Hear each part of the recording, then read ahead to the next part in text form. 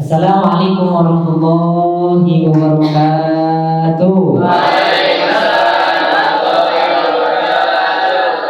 Alhamdulillah rabbil alamin wa bihi nasta'in ala umuri dunya waddin wassalatu wassalamu ala asyrafil anbiya'i wal mursalin wa ala alihi wa sahbihi ajma'in. Amma ba'du.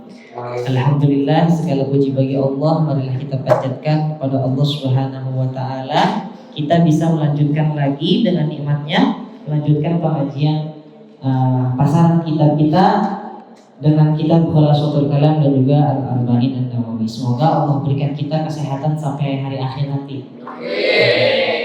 Dan selanjutnya salawat dan salam selalu tercurahkan kepada junjungan alam Nabi besar Muhammad sallallahu alaihi wasallam, yang dimana dengan petunjuknya, dengan nurnya, dengan keberadaannya kita dapat belajar yang pertama akidah yang sahih. Nah, yang kedua kita bisa mempelajari perkataannya, sabdanya yang indah, yang menjadi petunjuk bagi kita untuk menjalani kehidupan di dunia menuju akhirat yang bahagia. Amin amin ya Allah ya Rabbal alamin. Sebelumnya marilah kita mulai pengajian kitab kita dengan mengucapkan ayat al-basmalah. Bismillahirrahmanirrahim. Sudah siap semuanya? Sudah siap? Baik.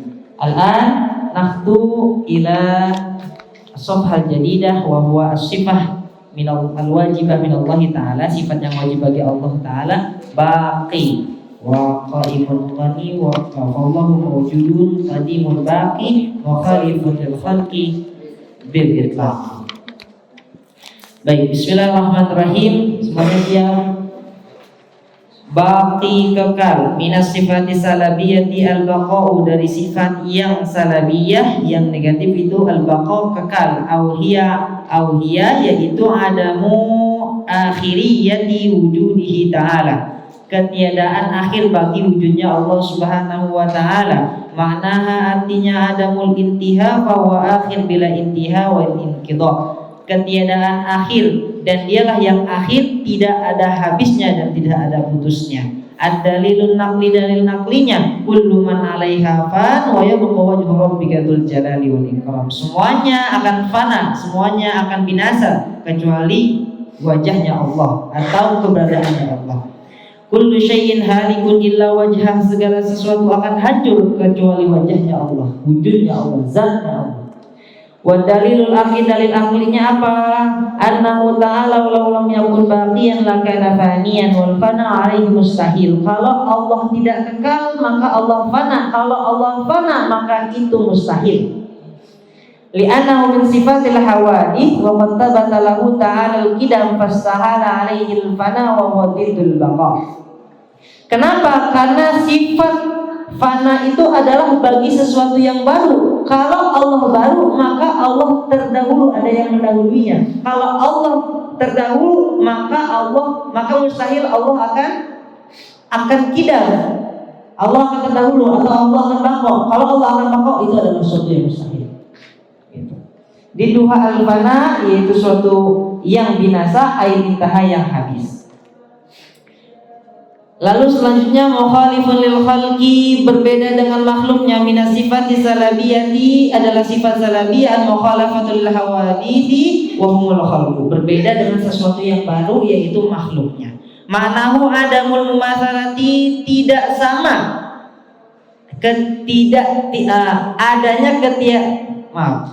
adamu ketiadaan, al mumatsalatu hal yang sama, al awil musyabahati keserupaan, bil khalqi dengan makhluk.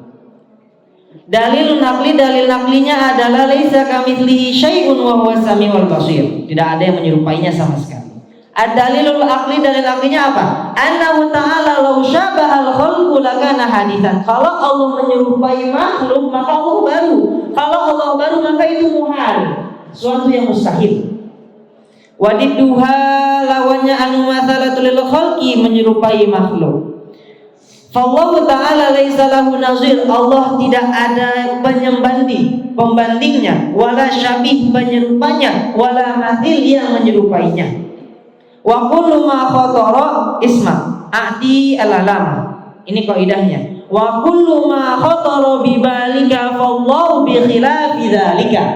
Nah, isma wa kullu ma khatara bi balika, apa-apa yang terlintas dalam akal kita tentang Allah, fallahu bi khilafi dzalika, maka Allah berbeda dengan hal itu. Allah bisa jadi lebih, Allah berbalik bahkan dari apa yang kita sangka. Kita membayangin Allah segede apa ya? Segede apa dalam pikiran kita Allah lebih besar? Allah seagung apa ya? Seagung apa yang kita bayangkan Allah lebih agung? Nah, wa kullu ma khatara bi balika fallahu bi khilafi dzalika. Itu kaidahnya. Kita pikir kita makhluk menemukan orang paling ganteng. Jangan pernah membayangkan Allah seganteng apa. Allah bi khilafi dzalika. Allah tidak bisa kita bayangkan jauh kayak gimana gantengnya, enggak bisa. Kenapa? Mukhalafatu lil hawa. Nah, lalu makna faidah makna nazir, penyembanding ma yuwafiqu naziruhu fi wajhin wahid. Tidak ada yang menyerupainya di dalam wujudnya yang satu. Wasyabih ma yuwafiqu syabihu fi mu'azzimil wujuh. Tidak ada yang menyerupainya dalam hal-hal keagungan. Wal mathil ma yuwafiqu mathiluhu fi kullil wujuh. Tidak ada yang dapat menyerupainya dalam segala aspek. Nah, itu bedanya nazir, syabih, mathil. Yang pembanding, yang menyerupainya dalam hal-hal besar ataupun dalam hal-hal segala aspek.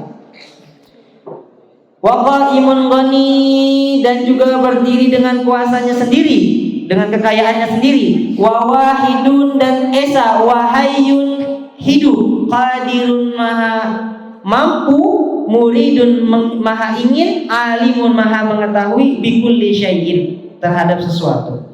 Sami'un, maha mendengar, al-basiru, maha melihat, wal mutakallimu, yang maha berbicara. Qaimun minas sifati salabiyatil qiyamu binafsihi, sifat salabiyah yaitu al-qiyamu binafsihi, berdiri dengan sendirinya. Artinya apa? Annahu ta'ala ghaniyun 'anil khalqi la yahtaju syai'an min ahadin fa huwal ghaniyul mughni. Allah itu kaya dengan sendirinya tanpa makhluk, tidak butuh kepada yang lainnya, dan Allah adalah satu-satunya yang kaya dan membuat sesuatu menjadi kaya. Al-ghaniyul mughni. Aw hiya adamu ihtiyajihi ta'ala ila dzati yaqumu biha. Ketiadaan atau Allah tidak butuh kepada ila dzati yaqumu biha, sesuatu yang membuatnya berdiri. Kita bisa berdiri, siapa yang membuat kita berdiri? Allah. Pohon tumbuh, siapa yang bikin pohon tumbuh?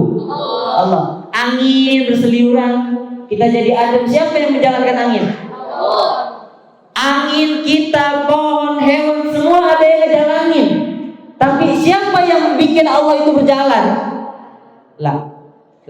Nah, itu yang disebut dengan adamu ihtiyaj. Allah tidak butuh terhadap sesuatu. Au ila makanin yujadu fi, atau Allah butuh terhadap suatu tempat untuk menunjukkan keberadaannya. Lah, Allah laisa lahu makan.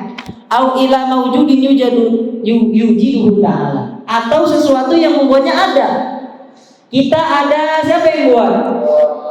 Biwasilatul walidain. Biwasilatul walidain yang mewujud ibadah. Wasilah walidain, ya kan? Iltiqa'u baina hasyafatain wa ila akhirih hatta naqulu mithlahan. Ada wujudnya, ada wasilahnya, sedangkan keberadaan Allah, apakah ada yang membuatnya ada? Enggak. Allah lah yang membuat sesuatu ada tanpa diada-adakan oleh orang lain atau diada-adakan oleh sesuatu. Gitu. Dalil aklinya Allahu la ilaha illa huwal hayyul qayyum. Dalil aklinya law lam yakun ta'ala mausufan biha liwasibil ihtiyaj ilal ghair wa hadha naqsun wa naqsu 'ala Allah ta'ala. Dalil aklinya, kalau Allah Subhanahu wa ta'ala butuh kepada yang lain, maka ini adalah sesuatu kekurangan. Kita butuh berarti kita kurang. Kalau Allah mempunyai sifat kurang, maka itu adalah sesuatu yang mustahil bagi Allah. Jadi nggak mungkin Allah merasa kekurangan.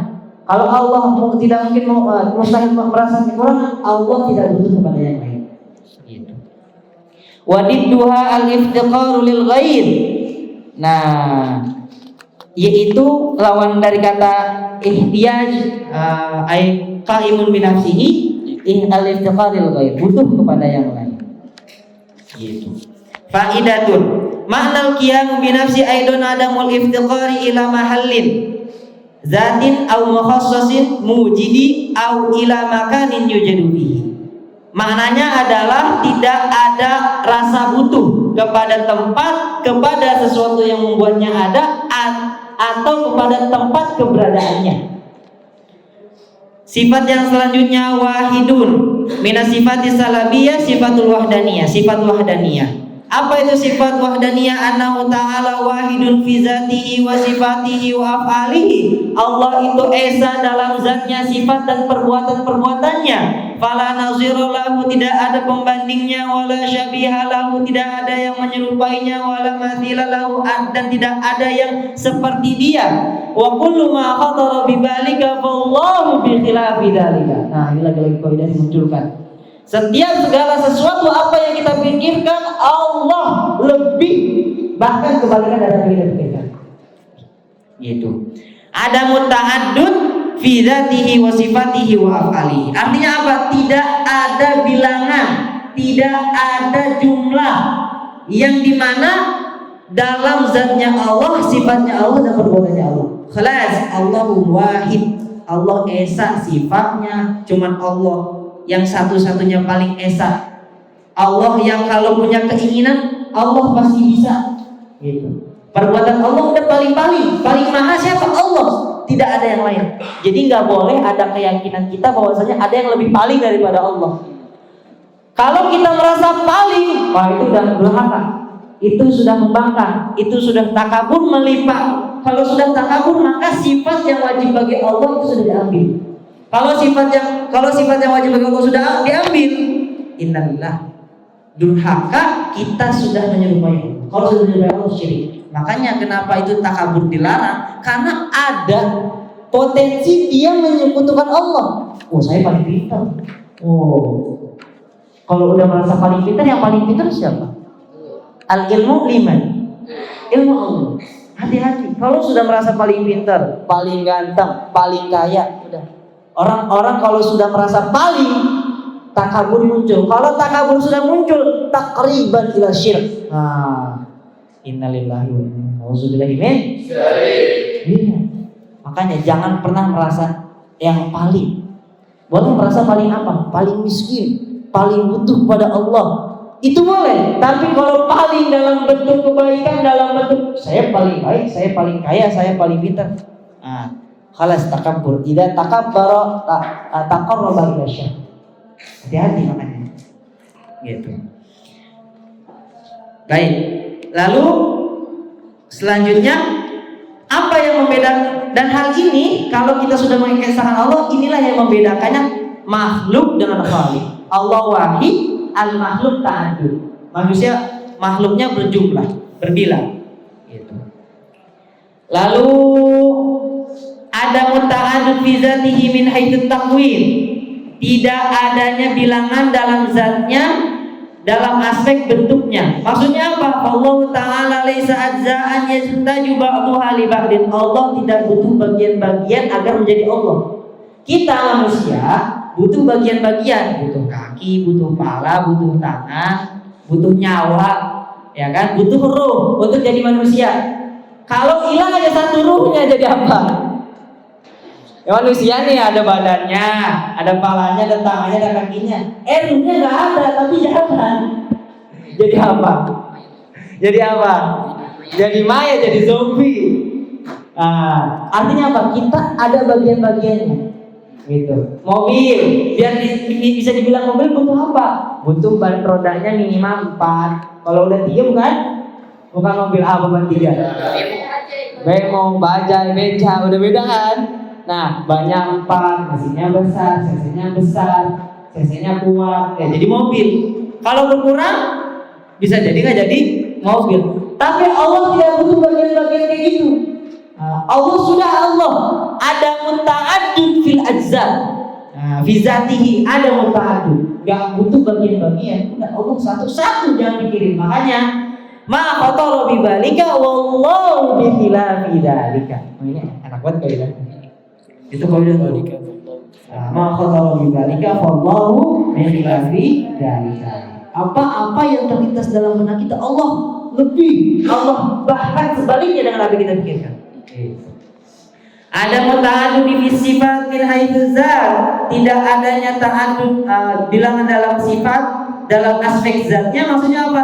Fala sifataini min nau'in wahidin lillahi ta'ala. Tidak mungkin ada dua sifat dalam zatnya Allah Ta'ala, dalam Allah Subhanahu wa Ta'ala. Maksudnya apa?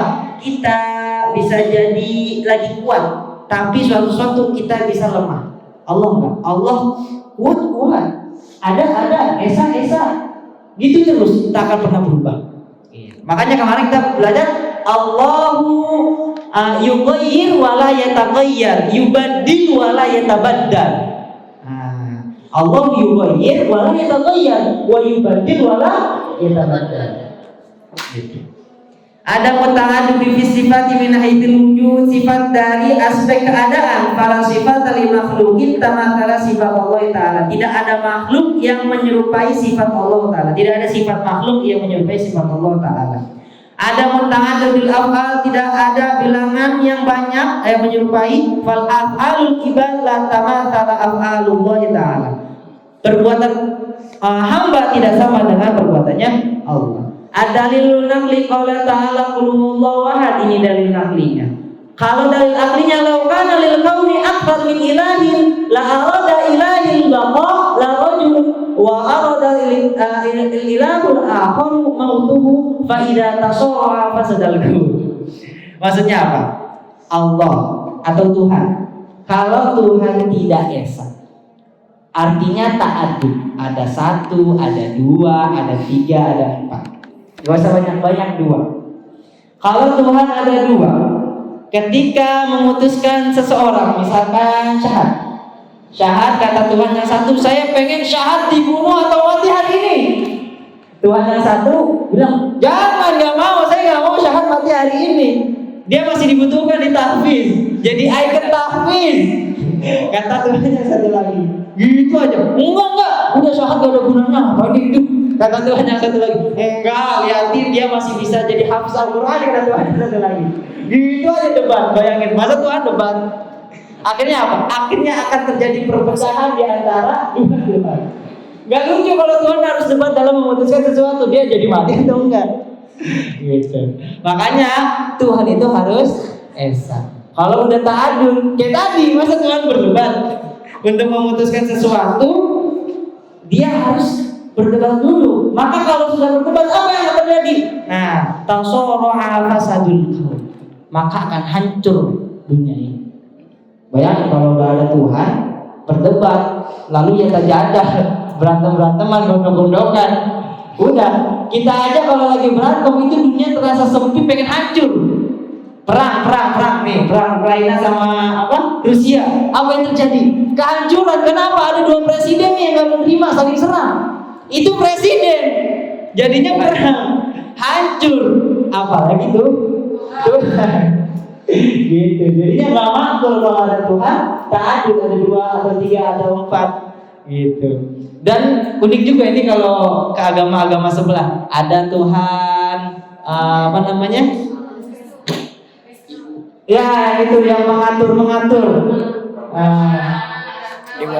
Dewa gitu kan, itu agama sebelah tuh. Nah ini batasannya agama kita, agama yang paling sahih, akidah kita, akidah yang paling kuat, akidah yang paling lurus. Ya udah, logikanya apa Tuhan ada dua, berantem dong. Gitu-gitu aja teman-teman suka berantem. Gitu, apalagi Tuhan yang punya banyak perkara. Gitu. Makanya akidah sahih wal Islam, dinul haq sabila dinil haq al-Islam. Wastiqrarul kauni wa intizamuhu dalilun ala wahdaniyati khaliquhu Allahu subhanahu wa ta'ala. Dan ketetapan yang ada pada alam dan juga peraturannya itu adalah dalil bahwasanya Allah itu esa. Alam yang nurunin hujan Allah, yang menjalani matahari Allah, yang mengatur bulan Allah, maka itu bukti bahwasanya Allah itu esa, yang jalanin semua Allah. Gak butuh tuh Allah punya Allah yang lain. Enggak cukup Allah esa menjalankan semuanya. Diduha ta'adud aw syari, yaitu adanya orang yang jumlah atau yang menyerupainya. Wa huwa muhalun fi haqqillahi ta'ala. Wa bihadza yakunu musannif qad intaha min sifat salabiyatil khamsah. Sifat salabiyah sudah habis. Wa makna salabiyah itu apa? Kemarin kita belajar sifat salabiyah. Nah, di sini ada penjelasannya. Naslubud didda, yang dimana negasinya kuat terhadap lawannya. Jadi mustahil Allah mempunyai, mustahil apa negatif Allah mempunyai lawan itu. Makanya disebut sifat salabiyah. Wa tusamma as-sifat at-tanzihiyah, disebut juga dengan sifat tanzihiyah yang melepas. Maksudnya apa? Litanzihilai ta'ala an-diddiha, melepas zat Allah dari lawan sifat-sifatnya gitu. Allah mustahil ta'adud, Allah mustahil fana, Allah mustahil apalagi kemarin hudud, Allah mustahil mumatsalatu lil hawadits gitu. Sekarang kita masuk kepada sifat maknawi. Sifat maknawi ada 7. Hayyan qadirun muridan aliman sami'an basiran mutakalliman. Nah, itu yang disebut dengan sifat maknawi. Sifat maknawi adalah ibaratun an kulli halin tathbutu lizzati mu'allalatun bimakna qaimun bizzat. Adalah suatu pernyataan terhadap sesuatu keadaan yang menyatakan zat tersebut mempunyai alasan untuk bisa berdiri menjadi suatu zat. Nah, bisa disebut zat ini kalau ada ilahnya, ada alasannya, ada hujahnya untuk menjadi zat. Nah, sifat-sifat ini yang menjadikan Allah itu zatnya itu Allah, zatullah. Kita masuk lahu sifatun sab'atun tantazimu fa qudratun iradatun samun basar hayatun ilmu kalamun istamar. Lahu subhanahu wa ta'ala sifatul ma'ani sab'ah wal ma'ani jam'ul makna wa ya lughatul maqabil zat. Makna itu maksudnya apa? Ma'ani jam'a dari makna dalam bahasa adalah sesuatu yang menerima atau yang membuat sesuatu itu menjadi zat, maqabil zat, yang diterima oleh suatu zat. Istilahan kullu sifatin qa'imatin bimausufin mujibatun lahu hukman. Gitu. Sifat yang ada, yang disifati dan wajib bagi Allah secara hukum. Wajib ada bagi Allah untuk menjadikan zat Allah ini ya zat Allah. Yang pertama al-qudrah, mampu, qadirun, mampu. Al-qudratu sifatun wujudiyatun azaliyatun qa'imatun bizatihi ta'ala yata'atta biha ijadu kulli mumkin wa i'damiha ala wifqil ilmi wal iradah. Mampu, maka al-qudrah itu apa? Sifat yang ada, yang abadi, yang berdiri pada zat Allah Subhanahu wa ta'ala, yata'atta biha ijadu kulli mungkin, yang membuat segala sesuatu itu menjadi mungkin. Ada, mungkin ada, wa yadami, dan mungkin tiada. Nah, Allah membuat sesuatu itu mungkin ada, mungkin tiada, mungkin bisa, mungkin tidak bisa, mungkin hancur, mungkin tidak hancur. Nah, ala wifqil ilmi wal iradah, sesuai dengan pengetahuan Allah dan keinginan Allah. Terkadang kita tahu tapi kita tidak iradah. Nah, kita manusia itu tahu tapi kita tidak iradah, atau kita iradah tapi kita tidak tahu. Kita pengen sesuatu, kita pengen bagaimana caranya jadi presiden, pengen, tapi kita tidak tahu bagaimana caranya jadi presiden. Gitu. Tapi bagi Allah, Allah ingin dunia ini hancur, Allah bisa dan Allah pengen. Tergantung udah Allah qudrah. Kalau udah bisa dan udah pengen, jadilah qudrah. Kalau pengen aja, nggak qudrah. Kalau tahu aja tapi nggak pengen, nggak qudrah. Nah, dalil nakli. Fallahu ta'ala la yu'jizu an syai'in. Allah tidak lemah terhadap sesuatu. Fal kaunu wa ma fihi tu'a amrihi la yastati'u syanuhu. Alam itu di bawah, tau'ah itu di bawah amrihi, naungannya. Tidak dapat diingkari, tidak dapat dimaksiati, tidak dapat dipungkiri. Dan perkaranya Allah kalau udah ingin sesuatu itu hanya akan ada dalam di antara dua huruf, bainal kafi wan nun.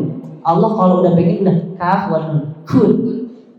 Di antara kaf dan nun, kun. Jadi mantapnya Allah, mantapnya Tuhan kita tuh pengen sesuatu kun. Kun bainal kafi wa itu maksudnya. Jadi kalau Allah udah pengen sesuatu, innama amruhu idza arada syai'an ayyaqula lahu kun fayakun. Keren tuh kita. Ad-dalilu aqli Allah Ta'ala shani'un qadimun lahu masnu'un hadithun wal alam wa kullu ma kana kadzalika tajibu lahu al-qudrah wal ikhtiyar. Allah itu pencipta, pembuat, qadimun lahu masnu'un, yang terdahulu baginya itu sesuatu yang ia buat, hadithun yang baru, wa mada al-alam, yaitu alam, wa kullu ma kana kadzalika tajibu lahu al-qudrah wal ikhtiyar. Allah menciptakan ini kalau bukan dengan kemampuan dan juga keinginan Allah tidak akan jadi dunia ini. Kalau Allah pengen dunia ini gak ada yang bisa, dan Allah ingin dunia ini ada, terjadilah gitu. Allah pengen nyiptain itmar, jadilah itmar. Allah ingin nyiptain ibad, jadilah ibad. Bainal kafi wa kalau Allah gak pengen nyiptain, ya gak Allah ciptain. Nah itu namanya kudus. Nah, lawan katanya apa? Lawan sifatnya al-azzu. Azzu itu lemah, dan lemah itu mustahil bagi Allah. Asifatu atsaniyah al-iradatu, Allah mempunyai keinginan, muridun, keinginan, yaitu sifatun wujudiyatun azaliyatun qaimatun bi dzatihi ta'ala tukhassisul mungkin bi ba'di ma yajuzu alaihi. Jadi kalau iradah apa? Adalah khusus yang dimana membuat kemungkinan itu ada, bi ba'di ma yajuzu alaihi, dengan apa-apa yang Allah boleh lakukan, Allah bisa lakukan. Fahiyat takhusul mungkin bi amri duna amrin ma'a annal itsnaini jaizani alaihi. Allah bisa jadi membuat satu perkara hanya satu atau dua perkara menjadi dua. Boleh aja, terserah Allah. Allah pengen Hamzah ada dua, terserah Allah. Hamzah faqat sama Hamzah tiga intensif jadi dua. Karena apa? Allah pengen ada dua. Kalau Allah pengen Hamzah diambil dari satu jadi satu. Gitu. Nah, Allah Ta'ala muridun mukhtarun fala yaqau syai'un fil kauni illa bi iradatihi wa masyiatihi wa ikhtiyarihi fama arada kana wa man lam yarid lam yakun. Kalau Allah itu pengen terjadi, kalau Allah tidak pengen itu tidak terjadi, semuanya sesuai dengan keinginan Allah dan masyiah. Terserah Allah. Nah, masyiah terserah kamu. Ini masya Allah, terserah Allah. Dalil aklinya fa'alun liman yuri. Dalil aklinya la yuqalu anna khaliqul khalqa laysa lahu iradah fa kaifa sun'u wa abda'u. Kalau tidak masuk akal kalau suatu pencipta ingin menciptakan sesuatu tapi tidak pengen. Bagaimana dia ingin menciptakan toh keinginannya aja ada. Ah gitu. Wa tiddu al-iradah, yaitu tidak ingin, al-ikrah, dipaksa. Adanya paksaan. Kalau udah ada paksaan berarti ada yang memaksa. Kalau ada yang memaksa fahuwal muhal, tidak mungkin. Gitu. Asifasaniyah sami'un asafu sifatun wujudiyatun azaliyatun qaimatun bi dzatihi ta'ala. Nah, tata'allaqu bil mawjudat awil masmu'at fatudraku idrakan taman yughayyiru idrakal ilmi wal basar. Allah itu berkaitan dengan sesuatu yang ada dan yang didengar. Fata dari idrakan taman, mengetahui segala sesuatunya dengan sempurna. Yughayyiru idrakal ilmi wal basar, yang dimana melebihi pengetahuan ilmu dan basar. Allah Ta'ala mausufun bi annahu yasma'u kulla syai'in bila wasitatin uzunun aw ghairu dzalik. Allah itu mendengar segala sesuatu tanpa adanya wasilah. Kita dengar pakai kuping, apakah Allah mendengar pakai kuping? Lah. Udah Allah Maha mendengar. Gitu. Kita kadang biar kedengaran pas nelpon pakai headset. Allah punya headset enggak? Ya, Allah tidak butuh headset untuk mendengar. Sampai kalau kita berkata, dengar gak anak ngomong apa? Enggak, Allah dengar. Apa coba tadi Anda bilang? Ibad ganteng. Mustahil. Allah dengar. Walakin tidak Allah Ta'ala an yaj'alani. Mungkin. An yaj'al jaminan? Mungkin. Bainal kafi wa nun. Good. Gitu. Nah, Allah kalau mendengar itu tanpa wasilah. Dalil naklinya apa? Laisa kamitslihi syai'un wa huwas samiul basir. Dalil aklinya annahu ta'ala lam yusab bisami la kana mausuban bisomami wa huwa muhal. Kalau Allah tidak mempunyai sifat yang maha mendengar, maka bisa jadi Allah disifatin tuli. Kalau Allah tuli itu adalah sesuatu yang muhal, sesuatu yang mustahil. Kenapa? Karena tuli itu adalah naqsun, wa naqsu muhalun Allah. Adalah sesuatu kekurangan. Kalau kekurangan Allah punya kurang itu mustahil. Lalu faidatun. Nah, ini hadis yang akan kita baca ini bukti bahwasanya Allah Maha mendengar. Apa? Dari Sayyidah Aisyah berkata, alhamdulillahilladzi wasi'a sam'uhu al-aswat laqad ja'atil mujadilah. Telah datang segala puji bagi Allah yang luas pendengarannya. Telah datang al-mujadilah yang bersengketa. Ila Nabi siapa? Khawla. Jadi ada yang bersengketa, ada perempuan yang bersengketa, siapa namanya? Khawla.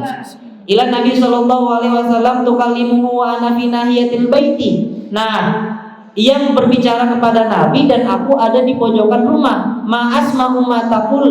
Aku tidak mendengar apa yang ia katakan. Fa anzalallahu ta'ala Fa'anzalallahu azza wa jalla qad sami'allahu qawla allati tujadiluka fi zawjiha wa tashtaki ila Allah wallahu yasma'u tahawurahuma innallaha sami'un basir. Jadi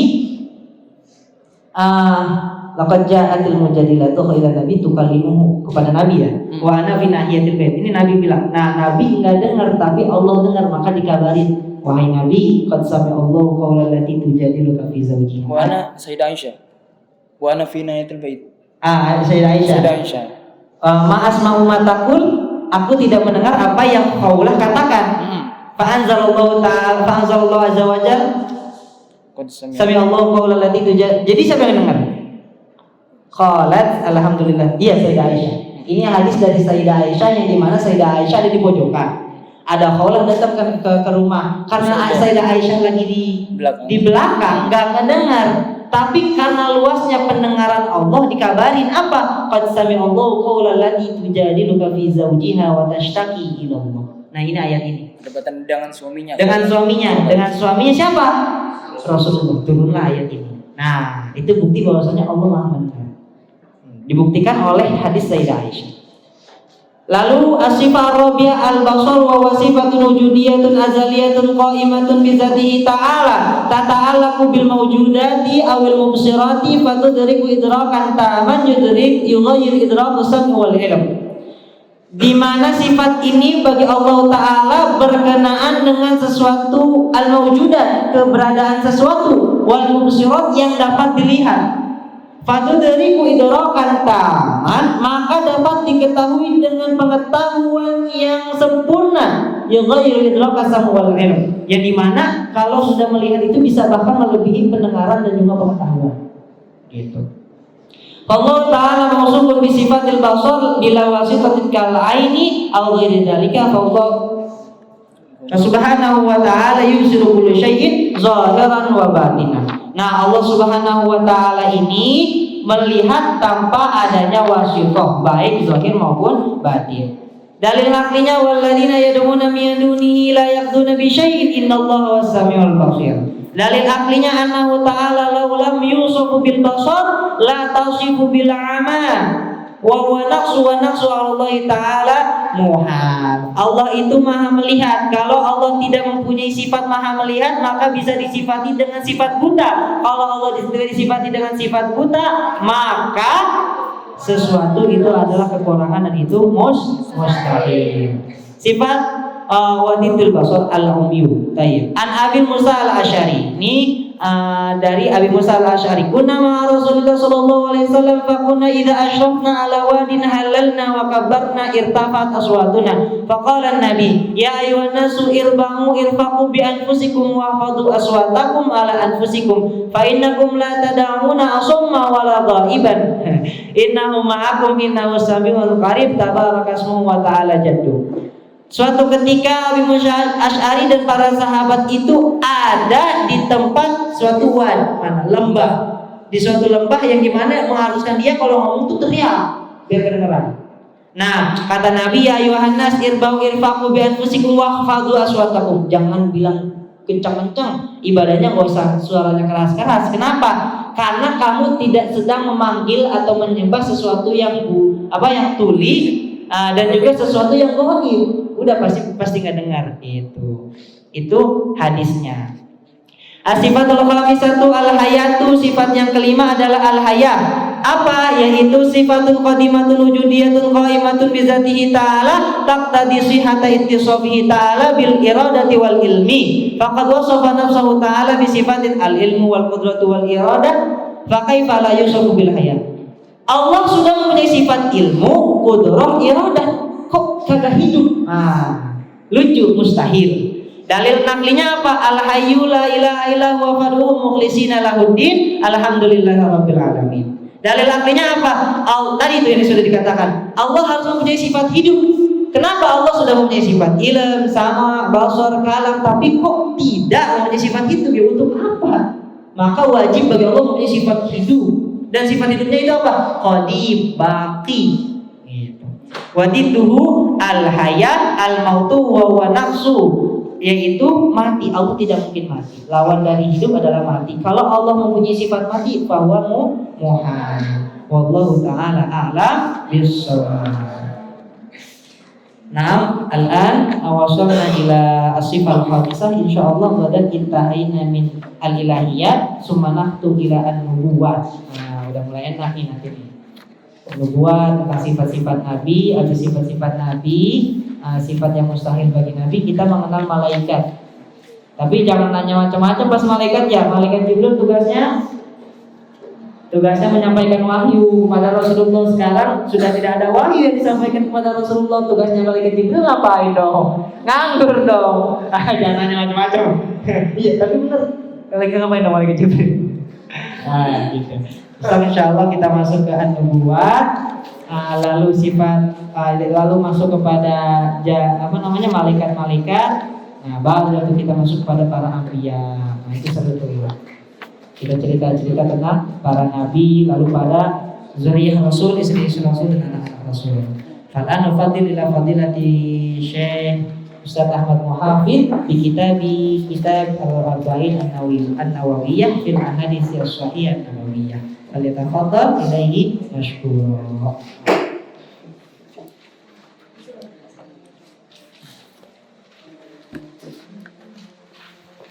Bismillahirrahmanirrahim. Assalamualaikum warahmatullahi wabarakatuh. Waalaikumsalam warahmatullahi wabarakatuh. Bismillah, alhamdulillah, wassalatu wassalamu ala rasulillah Muhammad ibn Abdillah wa ala alihi wa sahbihi wa mawala. Asyhadu an la ilaha illallah khaliqul ibadah wa asyhadu anna Muhammadan abduhu wa rasuluhu la nabiyya ba'dah. Allahumma shalli ala sayyidina Muhammad al-Fatih lima ughliqa wal khatim lima sabaq nasiril haqqi wal hadi ila siratal mustaqim wa ala alihi haqqa qadrihi wa miqdarihi al-azim. Alhamdulillah, kemarin kita sudah membahas hadis pertama, kedua dan ketiga di kitab Matan Al-Arba'in An-Nawawiyah. Insyaallah pada kesempatan yang baik ini kita akan lanjutkan pada hadis 4, lalu hadis kelima, insyaallah hadis ke-6 dan hadis ke-7. Kita bacanya sangat cepat, dan maklumat-maklumatnya mungkin kita buat per poin. Jadi biar kawan-kawan semuanya di sini bisa mengambil intisari secara ringkas dari setiap hadisnya. Baik, bismillahirrahmanirrahim. An Abi Abdurrahman Abdullah bin Mas'ud radhiyallahu anhu qala haddatsana Rasulullah sallallahu alaihi wasallam wa huwa as-sadiqul masduq inna ahadakum yujma'u khalquhu fi batni ummihi 40 yawman nutfatan thumma yakunu 'alaqatan mithla dhalik thumma yakunu mudghatan mithla dhalik thumma yursalu ilayhi al-malaku fayunfakhu fihi ar-ruhu wa yu'maru bi 4 kalimatin bikatbi rizqihi wa ajalihi wa amalihi wa saqiyun aw sa'idun fa wallahi alladhi la ilaha ghairuhu inna ahadakum la ya'malu bi 'amali ahli jannati hatta ma yakunu bainahu wa bainaha illa dira' fayasbiqu 'alaihi al-kitab fayamalu bi 'amali ahli an-nar fayadkhuluha wa inna ahadakum la ya'malu bi 'amali ahli an-nar hatta ma yakunu bainahu wa bainaha illa dira'un fayasbiqu 'alaihi al-kitab fayamalu bi 'amali ahli jannati fayadkhuluha. Rawahu Bukhari wa Muslim. Diriwayatkan oleh sahabat yang bernama Abi Abdurrahman Abdullah bin Mas'ud radhiyallahu anhu, qala haddatsana Rasulullah, telah berkata kepada kami Rasulullah sallallahu alaihi wasallam, wa huwa shadiq. Rasulullah merupakan sosok yang berkata benar. Wa huwa shadiqul masduq, yang berkata benar, dan juga al-masduq, yang dibenarkan setiap perkataannya. Ka'annallaha yaqul sadaqa abdi, sadaqa Muhammad. Dengan apa Allah mendukung perkataan dan sabda Rasulullah, yaitu dengan adanya mukjizat kepada Nabi Muhammad sallallahu alaihi wasallam. Apa salah satu mukjizat yang kekal sampai saat ini kita rasakan? Al-Qur'an. Wa huwa shadiq, Rasulullah itu selalu berkata benar, al-masduq, yang dibenarkan setiap perkataannya. Inna ahadakum yujma'u khalquhu fi batni ummihi, sesungguhnya kalian wahai manusia, yujma'u khalquhu, dikumpulkan penciptaannya. Yujma'u itu dikumpulkan, khalquhu penciptaannya, fi batni ummihi, di dalam perut ibunya, arba'ina yauman, 40 hari. Batn perut ibu. Apakah betul maknanya perut ibu atau rahim ibu? Rahim, ya. Rahim ibu. Rahim ada di mana? Perut ibu, ya. Fi batni ummi. Arba'ina yauman, 40 hari. Nutfah, 40 hari kita diawali menjadi nutfah, dari jadi nutfah dulu. Nutfah itu apa? Sperma, ya, atau air mani. Tsumma yakunu alaqatan mithla dzalik, setelah menjadi sperma lalu 40 hari berubah menjadi alaqah. Alaqah itu kalau diistilahkan zigot. Nah, kalau di istilah IPA-nya, kita belajar IPA, itu zigot. Iya kan? Alaqah. Alaqah itu kalau dalam asli bahasa, asal bahasanya adalah sesuatu yang menempel. Nah, jadi pertama kali kita diciptakan itu kita dalam bentuk sperma. Setelah itu yakunu alaqatan, selama 40 hari berada di rahim ibu kita, lalu berubah menjadi alaqah. Alaqah itu zigot, sesuatu yang menempel di dinding rahim seorang ibu. Selama berapa hari? Mithla dzalik, 40 hari. 40 tambah 40 berapa? 80 hari. Oke. Tsumma yakunu mudghatan mithla dzalik, setelah menjadi zigot lalu berubah kembali menjadi mudghah, segumpal daging. Mudghah itu dimisalkan seperti ini. Pernah makan bakso? Pernah makan bakso, ya? Kita makan bakso terus kita kunyah. Nah, pastikan itu ada semacam potongan-potongan daging yang kecil. Betul? Nah, itu disebut dengan, dipermisalkan yakun mudghah. Maka setelah menjadi zigot lalu menjadi segumpal daging, jadi nyatu tuh. Jadi nyatu, zigot-zigot itu menjadi nyatu. Selama berapa hari? 40 hari. Mithla dzalik itu diulang 2 kali di hadis ini, yaitu serupa dengan yang awal tadi, yaitu arba'ina yauman nutfah. Maka 40 tambah 40 tambah 40 berapa? 120 hari. Atau berapa bulan? 4 bulan. 4 kali 30 hari, 120. Setelah itu, itu ibu kita tuh. Bulan pertama, bulan kedua, bulan ketiga, bulan keempat, perubahan tuh.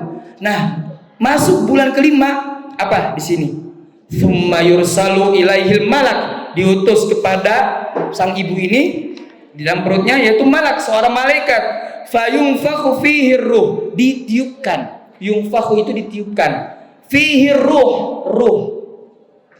Wa yu'maru bi arba'i kalimat. Nah, di sini kita bisa ambil kesimpulan bahwa mengaborsi ketika masuk bulan ke-5 atau berada di bulan 4 ke-5 itu haram.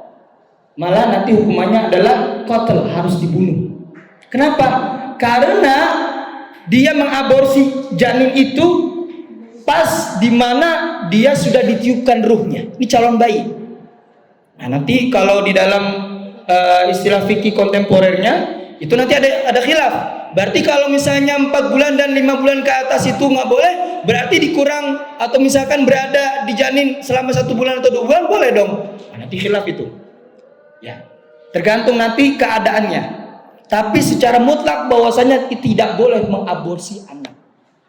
Apalagi di bulan keempat mau kelima. Kenapa? Karena sudah ditiupkan. Artinya dia sudah mulai bergerak-gerak. Nah biasanya ibu kita tuh dedenya nendang tuh nendang.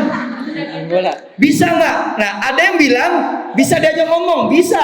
Artinya dia dengar. Alam yang berada di luar rahim itu dia dengar. Ibunya kalau dilantunkan Al-Quran, anaknya dengar. Ayahnya ngebaca surat Yusuf atau surat Maryam, dengar anaknya. Lahir insya Allah tampan seperti Nabi Yusuf. Perempuan kalau misalkan nanti lahir seperti Sayyidah Maryam, nah dengar. Maka terus ketika naik bulan 5, bulan ke-6, wah itu terus. Apalagi biasanya kalau di adat kita, kebiasaan daerah kita, kalau udah masuk 4 bulan nanti ada lagi tasyakuran, masuk 7 bulan tasyakuran lagi. Kenapa? Berdoa agar calon bayi nanti lahir dalam keadaan sehat dan menjadi anak yang soleh atau soleh. Nah, maka itu tuh pentingnya tuh. Ketika masuk di bulan keempat, lalu kelima dan seterusnya, maka harus dijaga. Mulai dari perkataan, mulai dari kebiasaan. Wa yu'maru bi arba'i kalimatin. Nah, ini luar biasa sekali nih kawan-kawan semua. Bahwasanya ketika seorang ibu mengandung, apalagi berada di bulan keempat kelima, itu malaikat di bulan kelima, malaikat itu datang meniupkan ruh. Lalu apa? Yu'maru bi arba'i kalimatin. Dibacakan, diberitakan kepada dia mengenai 4 hal. Tentang apa? Rizkinya, wa ajalihi, ajalnya, wa amalihi, perbuatannya kelak. Apakah dia wafat dalam keadaan buruk, syakiyun, au sa'idun, atau dalam keadaan yang bahagia. Nah, maka di sini kita ambil kesimpulan bahwasanya nggak boleh kita terlalu gelisah tentang rezeki kita. Maulana Syarif pernah bilang bahwasanya rezeki mati itu sudah Allah yang atur. Oke? Sudah Allah yang atur dan juga sudah ditiupkan dan sudah diberitahukan ketika di dalam janin ibu kita. Jadi nggak usah takut, gitu kan? Fa wallahi alladzi la ilaha ghairu inna ahadakum la ya'malu bi amali ahli jannah hatta ma yakunu bainahu wa bainaha illa dhira. Dan demi Allah tiada Tuhan selain Dia. Inna ahadakum, bahwa sesungguhnya di antara kalian la ya'malu, melakukan sebuah perbuatan ahli jannah, perbuatan penghuni surga, hatta ma yakunu bainahu, sehingga yakunu bainahu wa bainaha, perbuatan kamu dan kamunya, illa dhira'in fayasbiqu alaihil kitab, seakan-akan antara kamu dan surga itu dekat. Fayasbiqu alaihil kitab, dhira' itu hasta, dhira' itu hasta, dekat banget, sedekat hasta. Fayasbiqu alaihil kitab, namun suratan ataupun takdirnya itu telah ditetapkan baginya, fayamalu bi amali ahlinnar. Atau bahasa sederhananya begini, udah hidup lama melakukan kebaikan, endingnya neraka. Lalu dilanjut lagi, fayadkhuluha, masuk neraka dia. Wa inna ahadakum la ya'malu bi amali ahlinnar, di antara kalian ada yang melakukan perbuatan penghuni neraka, hatta ma yakunu bainahu wa bainaha illa dhira', sehingga di antara dia dan neraka itu sepanjang hasta, artinya dekat banget. Fayusbiqu alaihil kitab, lalu ditetapkan takdir kepadanya lebih dahulu, fayamalu bi amali ahli jannah fayadkhuluha, lalu dia masuk surga. Nah, kebalikannya, ada orang ahli maksiat selama di dunianya banyak maksiat, sholat jarang, seperti yang Ustaz beritakan sebelumnya, bahwa banyak di antara kita itu melakukan kemaksiatan, ya kan? Tapi nanti endingnya apa? Surga. Nah, pertanyaannya, Ustaz, berarti nggak adil dong?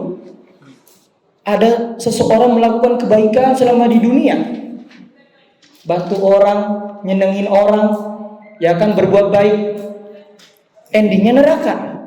Sedangkan yang ahli maksiat udah mabuk, jarang sholat, jarang sedekah, puasa Ramadan nggak pernah, tapi Lebaran mau ikut, masuk surga. Nah, kita jawab bahwasanya orang yang melakukan kebaikan ini biasanya dia suka dalam hatinya itu terpatri ria.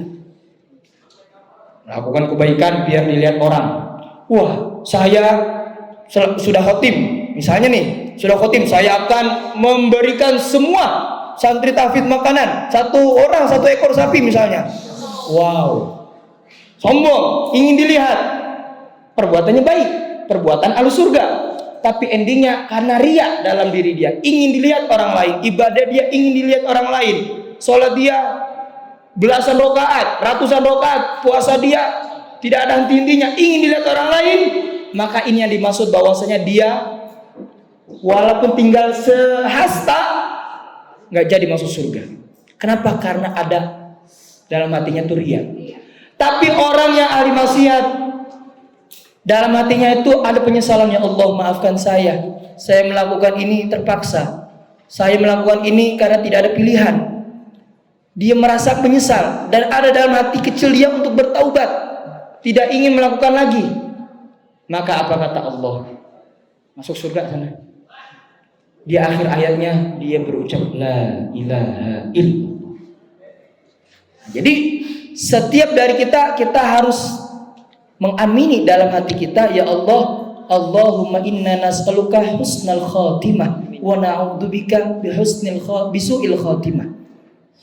Nah, itu doanya tuh. Bahwasanya ya Allah, wafatkan kami dalam keadaan husnul khatimah dan kami berlindung wafatnya kami dalam keadaan su'ul khatimah. Di dalam kitab Al-Anwar Al-Muhammadiyah, Maulana Syekh Hisham pernah berkata bahwasanya alamat seseorang meninggal su'ul khotimah: 1, lalai dalam sholat, banyak atau sering meninggalkan sholat. Nah ini nih alamat-alamat nanti wafatnya kita dalam keadaan su'ul khotimah. Na'udzubillahi min dzalik, lalai dalam sholat. Yang kedua, minum khamr. Yang ketiga, menyakiti kaum muslimin. Wah, menyakiti tuh sesama kita, kaum muslimin. Yang terakhir, ini mudah-mudahan kita nggak termasuk ke golongan yang 4 ini, melawan atau durhaka kepada orang tua. Nah, itu tanda-tandanya tuh. Maka kebalikannya, kalau ini su'ul khotimah, maka alamat-alamat husnul khotimah apa? Tepat sholat, tepat waktu sholatnya, apa? Tidak minum khamar. Yang ketiga, menyayangi antar sesama. Yang keempat, berbakti pada orang tua. Kan itu simpel. Nah, oleh karena itu, maka di hadis keempat ini ada 2 poin pentingnya. 1, proses penciptaan manusia. Yang kedua adalah selalu meminta kepada Allah agar wafat dalam keadaan yang baik, husnul khotimah. Selanjutnya, hadis yang kelima, an ummil mukminina ummi Abdillah Aisyah radhiyallahu anha qalat qala Rasulullah sallallahu alaihi wasallam man ahdatsa fi amrina hadza, barang siapa ahdatsa fi amrina hadza, yang memperbarui sebuah perbuatan, fi amrina dalam perkara agama kita, hadza ma laisa minhu, yang tidak ada asalnya, fahuwa raddun, maka tertolak. Rawahul Bukhari wa Muslim. Wa fi riwayat Muslim, diriwayatkan oleh Imam Muslim di riwayat yang lainnya, man amila amalan, barang siapa melakukan perbuatan, laisa alaihi amruna, yang tidak ada di dalam syariat agamanya, fahuwa raddun, maka tertolak. Hadis kelima ini itu terkenalnya adalah kita nggak boleh melakukan perkara bid'ah. Nah, saya tanya nih, Yasin bid'ah nggak? Yasin bid'ah nggak? Yasinan, baca Yasin apa? 7 harian, 40 harian, bid'ah apa enggak? Perkara itu memang baru, tapi itu mahmudah, boleh. Sekarang banyak di antara kita, kullu bid'atin dhalalah, semua kulu semua yang perkara baru itu bid'ah. Wa bid'ah dhalalah, dan bid'ah itu yang menyesatkan. Semua bid'ah itu menyesatkan. Kullu dhalalatin finnar, yang menyesatkan itu pasti di neraka. Nah, maka di hadis kelima ini banyak orang yang salah arti dan gagal paham. Ada yang bilang begini, motor bid'ah. Kalau motor bid'ah ganti ontak. Zaman Rasul nggak ada yang namanya motor. Grab nggak ada, ganti ontak. Kuda ganti itu, ganti pakai kuda atau ontak. Terus apa lagi, handphone nggak ada, ganti pakai surat-surat aja sekarang. Terus juga nggak ada kantor pos, ganti pakai burung merpati. Nah, maka perkara ini itu banyak yang gagal paham. Oleh karena itu, maka kita harus memahami dengan baik hadis kelima ini apa? Man ahdatsa fi amrina hadza ma laysa minhu. Garis bawahi kalimatnya minhu. Yang bid'ah itu adalah yang tidak ada asalnya di dalam syariat. Baca Yasin, surat Yasin setelah saudara kita meninggal, itu boleh nggak? Boleh. Kenapa? Karena esensinya adalah baca Yasin. Baca Quran boleh nggak? Ada dalilnya? Terserah, boleh. Katanya pakai tasbih itu bid'ah. Di zaman Rasul nggak pakai tasbih. Benar, memang di zaman Rasul. Tapi tasbih itu fungsinya untuk apa? Berzikir. Apa dalil zikir? Ala bi dzikrillah tatmainul qulub. Maka boleh. Ma la yatimu bil wajib fa huwa bil wajib. Kaidahnya itu, kaidah usul fikihnya. Bahwasanya bahwa segala sesuatu itu yang bisa mengantarkan kepada perkara yang baik, maka wasilahnya juga harus baik. Wasilahnya boleh, lalu bisa menjadi wajib. Nah, maka tasbih, beduk, kan beduk itu untuk apa? Untuk mengingatkan masuk waktu sholat. Kalau azan manggil orang sholat. Tapi kalau beduk itu mengingatkan udah masuk waktu sholat. Ma laisa minhu, tidak ada dalam syariatnya, maka itu nggak boleh. Contohnya apa? Mengubah Al-Quran boleh nggak? Boleh. Mendirikan pesantren, itu kan di zaman Rasul nggak ada. Ada pesantren di zaman Rasul? Nggak ada. Tahfiz Quran di zaman Rasul ada nggak? Nggak ada, setiba. Ya. Tapi sekolah, pesantren, mendirikan pesantren tahfiz, maka itu perkara yang boleh. Kenapa? Karena kita mendidik untuk cinta Allah dan cinta Rasul, memahami kitab Allah dan juga sunnah Rasulullah. Nah itu. Maka bukan berarti malaysa fihi. Kalau fihi di zaman Rasul, tapi kalau malaysa minhu, maka malaysa minhu itu tidak ada di dalam syariat agama Islam. Paham? Nah, terakhir di hadis kelima ini, hadis tentang kullu bid'atin dhalalah. Ini menarik ini. Ustadz ambil kutipan ini dari Maulana Sya'ala, dan Maulana Sya'ala dari muhadits besar di Alexandria, yaitu Sayyidina Muhammad Ibrahim Abdul Baqid Al-Husaini Al-Kattani. Kullu bid'atin dhalalah. Nah, kalau orang Wahabi biasanya itu dalilnya. Semua yang bid'ah itu menyesatkan, dhalalah. Kul. Nah, ini kalau orang yang nggak paham kalimat bahasa Arab, ma'anil lughah, itu akan salah paham, gagal paham.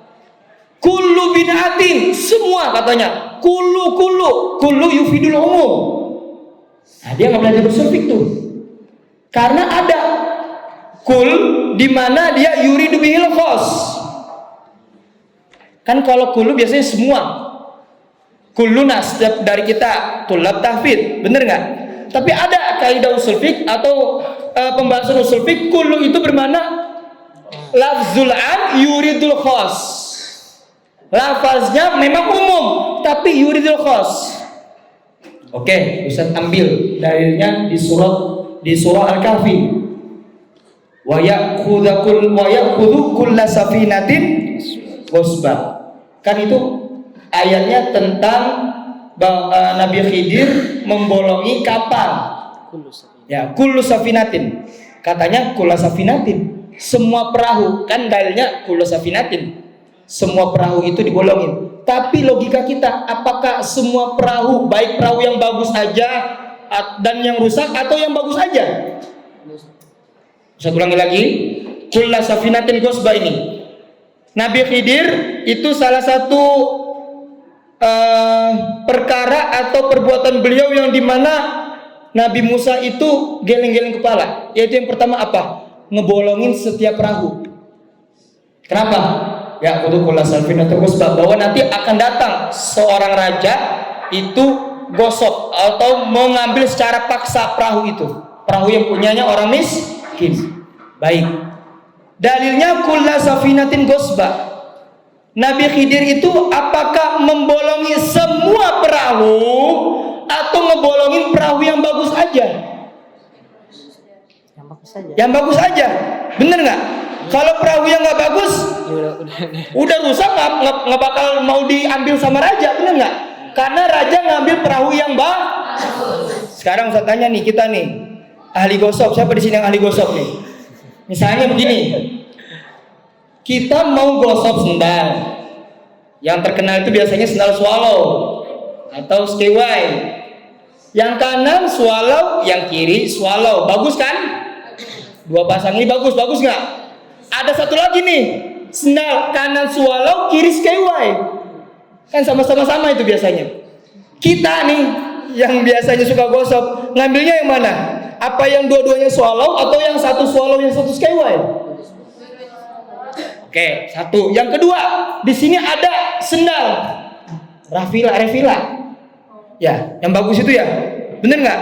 Atau yang mereknya banyak lah itu yang bagus. Eger. Satu lagi apa? Swallow. Ngambilnya yang mana? Yang bagus kan? Raja juga pasti akan menggosok, mengambil paksa perahu yang punya orang miskin itu, nyari perahu yang bagus aja. Maka dihancurin. Kenapa dihancurin sama Nabi Khidir? Agar tidak diambil raja. Bener nggak? Kan raja ngambil perahu yang bagus aja. Maka Nabi Khidir berpikir, kalau raja ini ngambil yang bagus aja, maka saya hancurin aja sekalian ini perahu-perahu yang bagus, biar nggak sekalian diambil sama raja. Bener nggak? Kulla safinatin. Apakah semua perahu atau perahu yang bagus aja? Nah, inilah dalilnya bahwasanya kulla bid'atin, gak semua perkara bid'ah itu menyesatkan. Imam Syafi'i berkata bid'ah itu terbagi menjadi dua. Ada bid'ah mahmudah, ada bid'ah sayyi'ah, mazmumah. Nah, maka baca Yasin 7 harian, terus merayakan Maulid Nabi, Isra Mi'raj, boleh. Kenapa? Karena di dalam majelis itu, satu, kita bergembira menceritakan Rasulullah. Yang kedua, kita mengingat kembali sirah Rasulullah. Dan yang ketiga, kita memberi makan. Kan biasanya kalau majelis-majelis itu ada ngasih makan, bener nggak? Besek. Nah, sururul qalbil muslim itu mustahab itu kan. Membuat hati orang mukmin itu bahagia itu bagus kan. Maka di dalam majelis itu udah mah kita mengingat sirah Nabi, udah mah kita memperkenalkan Nabi, ditambah juga kita memberi makan kepada orang yang membutuhkan. Jadi bagus nggak? Perkara itu ada nggak di dalam agama kita? Ada. Maka dari itu bukan kullu bid'atin, tidak semua yang bid'ah itu menyesatkan dan tidak boleh. Tapi ada bid'ah-bid'ah yang dimana itu boleh, yang mahmudah, yang dimana berlandaskan syariat agama Islam. Baik, dan ini hadis terakhir untuk pertemuan kita kali ini, hadis ke-7, insyaallah pertemuan selanjutnya. Al hadits as-sadis an Abi Amr Nu'man bin Bashir radhiyallahu anhuma qala sami'tu Rasulullah sallallahu alaihi wasallam yaqul innal halala bayyinun, bahwasanya yang halal itu jelas, wa innal harama bayyinun, yang haram itu jelas, wa bainahuma umurun mustabihat, dan di antara halal dan haram itu ada perkara yang namanya mustabihat. Ya kan, mustabihat. La ya'lamuhunna katsirun minan nas, tidak banyak di antara kita mengetahui perkara syubhat ini. Kalau yang halal jelas, yang haram juga jelas dalam Al-Qur'an dan Sunnah. Tapi ada perkara yang baina-baina, yaitu syubhat. Kalau kita di pondok biasanya ada makanan di atas lemari.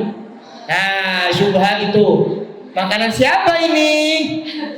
Biasanya Ustaz Ibat ada kaidah, segala sesuatu apa yang ada di atas lemari saya, maka punya saya.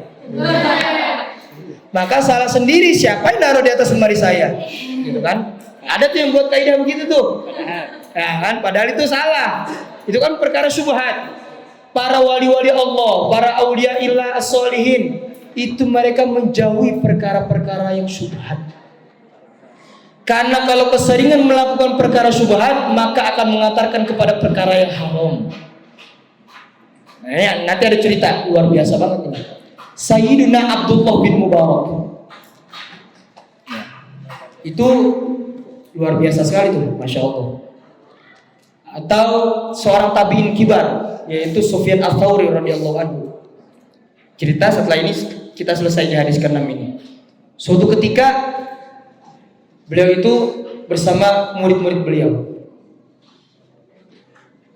lagi di perjalanan, panas terik luar biasa. Lalu istirahat, tapi istirahatnya itu di tengah-tengah jalan. Padahal di ujung sana itu ada rumah. Kata murid-murid beliau, wahai guruku, kenapa kita nggak beristirahat di rumah situ? Di sini kan panas, nggak ada pohon, kanan kiri depan belakang nggak ada pohon. Di situ ada rumah. Kenapa kita nggak istirahat atau nunduk di sana? Apa kata Sayyidina Sufyan bin Tsauri? Aku takut, wahai muridku. Kenapa guru? Karena yang punya rumah itu adalah ahlu maksiat yang pertama. Yang kedua adalah dia suka banget mengambil paksa hak-hak orang lain. Rumah itu dibangun dari penghasilan dia, yaitu merampok.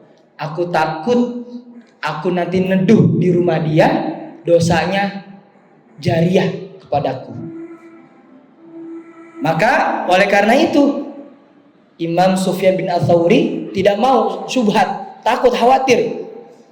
Nah, ini para aulia illah nggak mau yang namanya segala perbuatan itu melewati batasannya.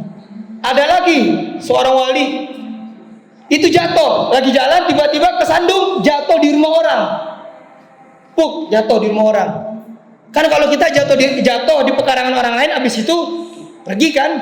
Kalau wali ini enggak. Wali ini itu habis jatuh di pekarangan, diri dia ketuk pintu.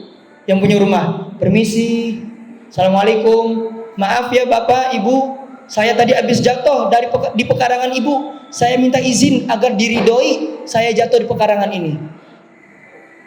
Takut ada tanah yang nempel. Takut ada tanah yang nempel, dan di mana ketika dia nanti pulang ada tanah yang menempel ini atau debu yang nempel di sini, itu nanti meminta pertanggungjawaban. Kamu telah membawaku kepada tempat yang tidak sepatutnya. Nah, itu wali oleh Allah. Kalau kita mah beda. Jangankan jatuh di pekarangan orang lain, makanan di atas lemari aja kita gosok, kita ambil. Karena kaidahnya tadi apa? Segala sesuatu yang di atas lemari saya, maka punya saya. Kan gitu. Nah, ya. La ya'lamunna katsirun minan nas faman ittaqa syubhati faqad istabara li dinihi wa ardihi. Barang siapa yang ittaqa menjauhi asyubhat, perkara syubhat, faqad istabara, maka dia telah menjaga lidinihi, agamanya, wa irdihi, dan harga dirinya. Wa man waqa'a fi syubhat, barang siapa yang jatuh dalam perkara syubhat, waqa'a fil haram, maka dia terjatuh dalam perkara yang haram. Karra'i yar'a haulal hima, ya seperti penggembala yang menggembalakan kambingnya haulal hima, di tepi pekarangan. Hima itu pekarangan. Yushiku an yarta'a fihi, khawatir kambingnya itu nanti masuk pekarangan orang lain. Kan biasanya penggembala itu menggembala kambingnya itu selalu menjaga, ya kan, ngangonin kambingnya agar tidak masuk pekarangan orang lain. Nah, maka kita seharusnya seperti itu agar kita tidak masuk ke dalam perkara syubhat. Ala wa inna likulli malikin hima, bukankah atau ketahuilah, likulli malikin, setiap raja itu hima, memiliki batasan atau larangan. Wa inna himallahi maharimu, dan larangan Allah itu adalah maharimu, sesuatu yang diharamkannya. Apa-apa yang diharamkan Allah maka kita nggak boleh melakukannya. Ala, ketahuilah, wa inna fil jasadi mudghah, di dalam jasad itu ada mudghah, segumpal daging. Idza soluhal jasadu kullu. Kalau gumpalan daging ini itu baik, solahal jasadu kullu, maka akan baik juga seluruh anggota tubuhnya. Wa idza fasadal jasadu kullu. Kalau rusak gumpalan daging ini maka akan rusak seluruh tubuhnya. Ala wahyal qalbu. Gumpalan itu adalah hati. Maka perbarui hati kita, jauhi yang namanya suudzon, ya kan? Kalau di dalam kaidah atau di dalam matan Tuhfatul Atfal apa? Tib summa sil ruhman tafus difda ni'am da su'adhon min zur syarifan lil karam. Maka jaga hati kita dari suudzon kepada orang lain. Insya Allah hati kita akan selalu terisi kebaikan-kebaikan dan husnudzon kepada orang lain. Wallahu ta'ala a'la wa alam. Mungkin bisawab ya, mungkin hanya ini yang bisa kita sampaikan di hadis keempat, 5 dan 6, dan insya Allah kita akan lanjutkan pada pertemuan selanjutnya. Wallahu ta'ala a'la wa alam.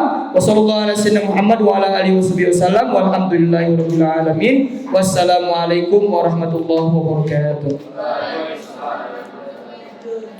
Maulaya salli wa sallim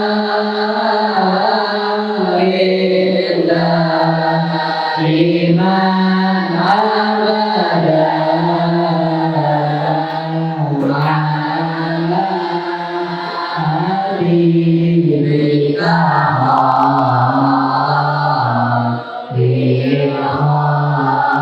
khairul